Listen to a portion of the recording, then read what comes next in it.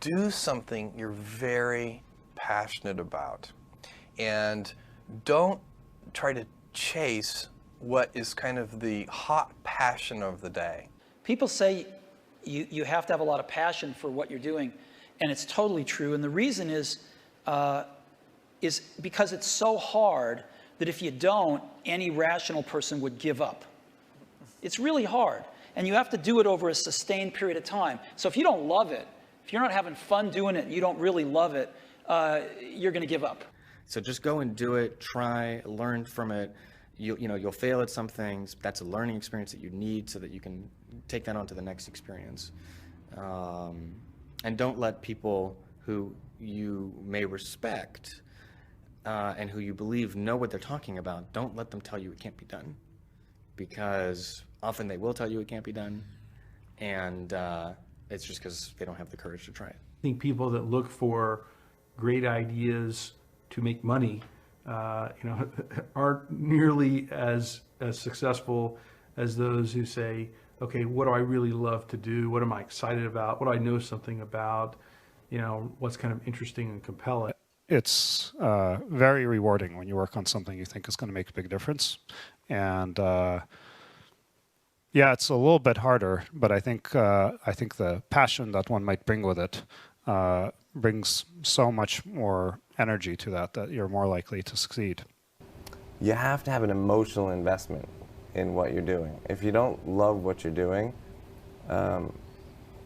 failure is pretty much guaranteed. Success is not guaranteed by any means, but failure is much more likely if you don't love what you're doing. If you know exactly what you want to be, you need to spend as much time with people that are actually that already. One of the things that I do is I question a lot of things. And you can do that in a good way and in a bad way, but hopefully if you try to get people to motivate why they're doing something and their way of thinking, the worst thing you can end up with is a situation where you get told, well, this is the way it's always been. Mm-hmm. That's the worst ever. That's a non-answer. Instead, ask yourself, given everything we have today, is there a way we can make this better? And so when we're coming up with ideas, we always ask ourselves, what kind of new market is this creating? And then also, what part of my day and what problem is it solving? And so I've gone as far as taking an entire catalog of my day from the moment I open my eyes and writing down every single thing I do. And then asking myself, is there something here? If you're not coming up with 10 ideas a day, that's why I have this thing. If I'm not filling up this page every single day, then my idea muscle will atrophy. And I started this in 2001, and I still do it every single day. You have to come up with ideas every single day, or the idea muscle atrophies. The good news is, after about 6 months of doing that, you're like a machine. People get surprised at how many ideas you could just have anywhere. But understand that naturally nobody is interested in your idea. The world could care less, and you have to persuade them, and you have to show that you're the one person out there that can do it. When it comes to changing the world, what I learned from Steve Jobs is, if you believe in a Macintosh, if you believe in iPhone, iPod, iPad, if you believe enough, then you will see it. Because other people will believe in it. Other people will create software. Other people will create products. So you need to foster the belief in what you are dreaming so that it becomes a reality, which is very different than saying, I don't expect anybody to believe it until I see it. You need people to believe it before they can see it. Don't necessarily think that you have to have the home run and the huge Apple computer on your first start. I spent a long time in my life with skills just building little devices for fun. For fun is one of the key things, because that drives you to think and think and think and make it better and better and better than you ever would if you're doing it for a company. Build things at first for yourself that you would want. For somebody aspiring to take things to the next level or to even surpass their wildest dreams, there's always going to have to be an element of luck, but I think more important is putting yourself in a business that can be ubiquitous, that really doesn't have limits. Because otherwise, there's always going to be a grind to it. But if the business, if it can't be something that you can visualize every business using or every consumer using, it's going to be tough to scale to be big enough or to have the perceived value. You want an idea about what you can say. I know it sounds like a bad idea, but here's specifically why it's actually a great one. You want to sound crazy, but you want to actually be right. Because when you're trying to differentiate, when you're trying to do something different, there's going to be that gut moment, that gut sense.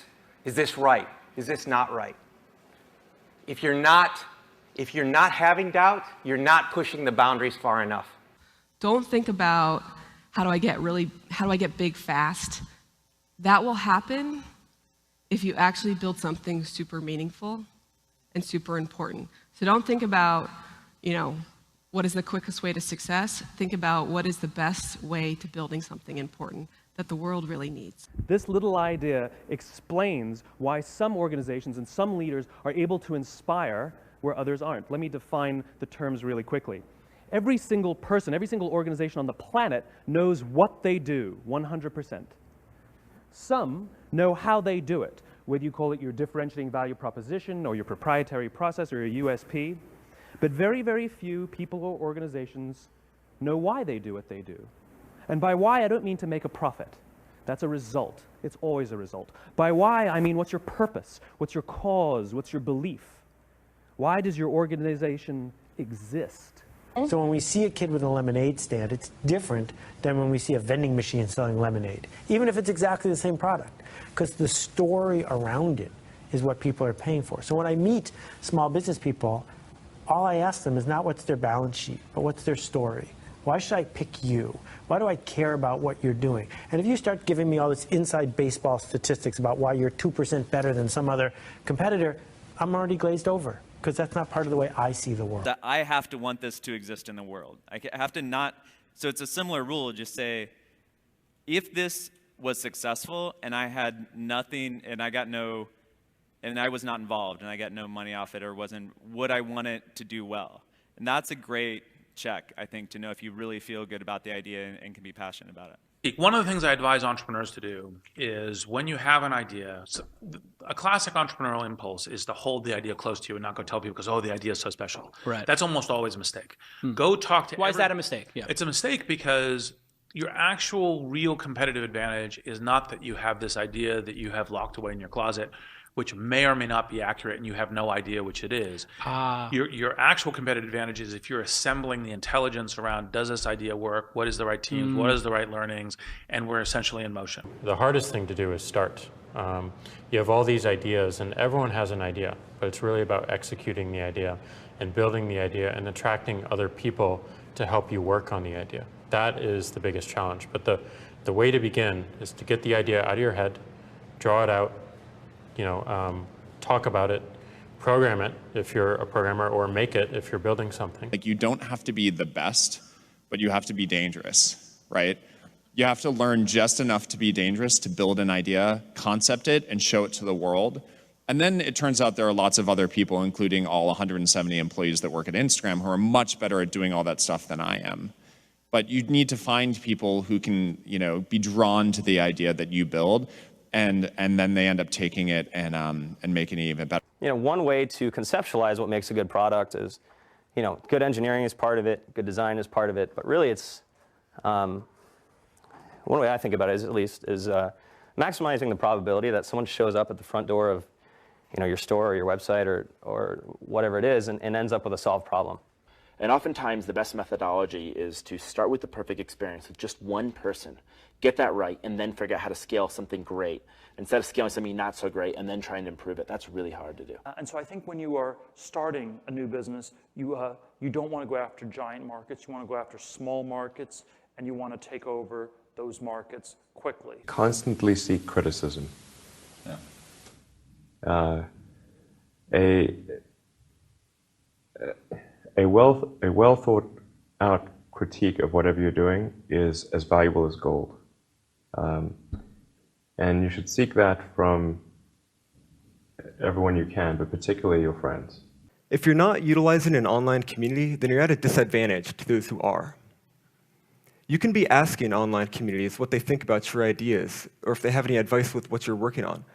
Not only will you hear from people who are passionate about the subject, but you'll be hearing from people all around the world, each with their own experiences and stories that can help you.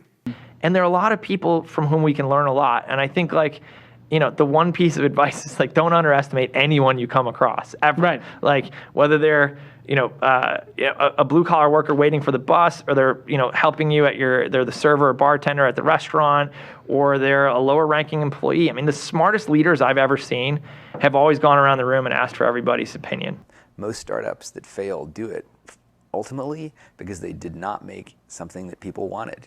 They made something that, that they thought people would want, but they were either in denial about it, whether it was actually any good, or somebody else came along and made something that people wanted even more. The best piece of advice that we've figured out as we've been doing Foursquare is not to let other people distract what you're doing. There's always haters that say, your idea is stupid, this idea is never going to work, don't even bother doing that because someone else is going to do it before you do. And if we listen to all that feedback that we were getting, all that negative feedback, we would never have built things, we would never have prototyped things. And that's how we really got to where we are. Like, we saw things that we wanted to build, and we just went out and built them. And it turns out when you build stuff that you like to use, there's a good chance that there's thousands of other people that want to use it too. And so it's not just about doing focus groups, it's not just about double checking your vision, it really is about integrating this concept of testing our ideas rigorously throughout the product development process, throughout the marketing process, even as we scale up. But what you really need to do is think about what is the smallest possible test that I can run for this idea, for this concept, for this theory, get it out there, and get customers using it. Because your customers are going to be the ones to tell you if it's really working or not. Like there's almost this expectation that you have to have in your mind this sort of, I'm going to change the world, sort of make a dent in the universe kind of ambition, right? But it's actually okay early on to just kind of solve small problems in layers until you actually get to a point where you have the capacity to do that. What this all comes down to is doing something exceptional for your users, whether it's in community, whether it's in connection, or whether it's in design. This is our big advantage as a startup, is that we can actually get away with doing this. We can make this the core part of why we're doing business. I think you should be spending your money on teaching and sharing, and so that might mean hiring a writer or two, perhaps, instead of a marketing person.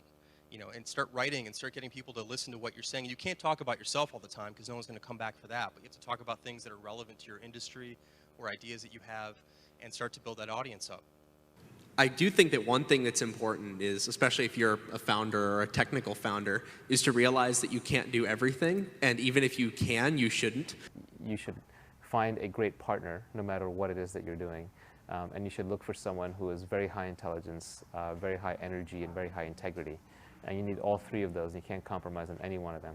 Otherwise, you'll end up with either someone who's not smart, which does you no good, or someone who's not hardworking, which also does you no good, or the worst case is you end up with a smart, hardworking crook who ends up working against your interests.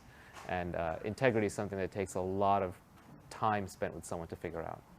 The most important thing when you're working with people early is that you guys line up on what your goals are.